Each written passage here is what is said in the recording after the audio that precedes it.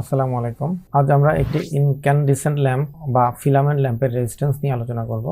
যদি কোনো একটি ইনক্যান্ডেসেন্ট ল্যাম্প এর রেজিস্ট্যান্স বা ফিলামেন্টের রেজিস্ট্যান্স আমরা মাল্টিমিটার দিয়ে পরিমাপ করি, সেক্ষেত্রে যে ভ্যালুটি পাই, আবার উক্ত ফিলামেন্ট বা ইনক্যান্ডেসেন্ট ল্যাম্পের পাওয়ার থেকে রিভার্স ক্যালকুলেশন করলে যে রেজিস্ট্যান্সটি পাই, এই দুটো ভ্যালুর মধ্যে ব্যাপক একটি পার্থক্য আমরা লক্ষ্য করে থাকি। তো এটি কেন হয়, এই বিষয়টি নিয়েই আজকের মূল আলোচনা। তো চলুন সময় নষ্ট না করে আমরা বিস্তারিত আলোচনায় চলে যাই। তো যখন আমরা মাল্টিমিটার দিয়ে একটি ইনক্যান্ডেসেন্ট ল্যাম্পের রেজিস্ট্যান্স পরিমাপ করি, ওই মুহূর্তে মিটারের ডিসপ্লেতে যে রেজিস্ট্যান্সটি শো করে সেটাকে বলা হয় কোল্ড রেজিস্ট্যান্স, অর্থাৎ বাতিটি ঠান্ডা অবস্থায় তার ফিলামেন্ট রেজিস্ট্যান্স, যা কিনা আমরা এখানে একটি 100 ওয়াটের একটি বাতিকে আমরা মাল্টিমিটার দিয়ে পরিমাপ করে তার ফিলামেন্ট রেজিস্ট্যান্স পেয়েছিলাম 38.4, যে ভ্যালুটি আমরা আমাদের এই চার্টে নিম্নোক্ত এই অবস্থানে লিপিবদ্ধ করেছি।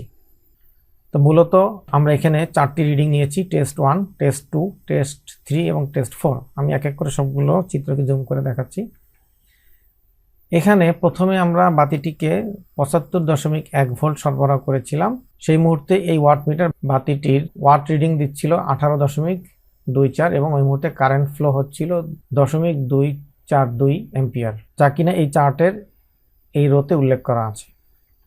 তাহলে সাপ্লাই ভোল্টেজ যদি হয় 75.1, কারেন্ট ফ্লো হলো 0.242, ওই মুহূর্তে পাওয়ার ছিল 18.24 এবং আমরা যদি এই ওহমস ল দিয়ে ক্যালকুলেশন করি তাহলে বাতিটির রেজিস্ট্যান্স প্রাপ্ত হয় 310.33।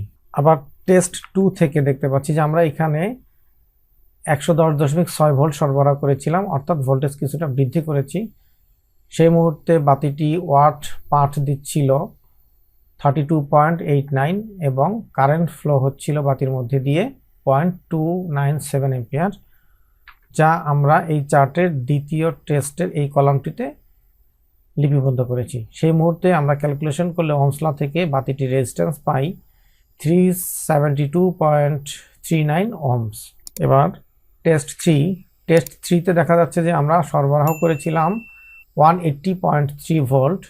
ওই মুহূর্তে বাতির পাওয়ার ছিল 69.54 ওয়াট এবং কারেন্ট ড্র করছিল 0.385 অ্যাম্পিয়ার, যাহা আমরা এই চার্টের 3 নম্বর রোতে লিপিবদ্ধ করেছি। সেই অনুযায়ী ওই মুহূর্তে আমার বাতিটির রেজিস্ট্যান্স ছিল 468.31 ওহমস। এবার টেস্ট 4-এ যাই।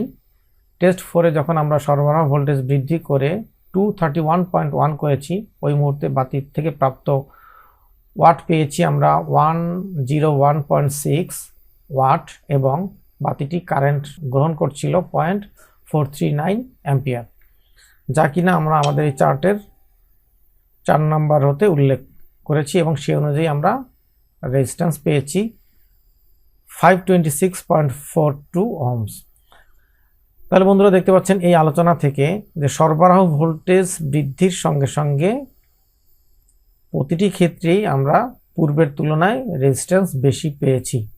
তাহলে দেখা যাচ্ছে যে সরবরাহ ভোল্টেজ যখন বৃদ্ধি করা হয়েছে তখন উক্ত বাতির ফিলামেন্টের তাপমাত্রা বৃদ্ধি পেয়েছে, ফলে রেজিস্ট্যান্স বৃদ্ধি পেয়েছে। এবং যখন বাতিটি ঠান্ডা অবস্থায় ছিল, অর্থাৎ বাতিতে কোনো বিদ্যুৎ বা সাপ্লাই সরবরাহ করা হচ্ছিল না, তখন বাতিটির রেজিস্ট্যান্স পেয়েছিলাম আমরা 38.4 ওহমস, অর্থাৎ এটা হচ্ছে বাতির কোল্ড রেজিস্ট্যান্স। এবং এই 4টা রিডিং হতে প্রাপ্ত রেজিস্ট্যান্সগুলো হচ্ছে বাতির তাৎক্ষণিক হট রেজিস্ট্যান্স। তো এখন আমরা নিম্নোক্ত ফর্মুলা দুটোর দিকে একটু লক্ষ্য করি।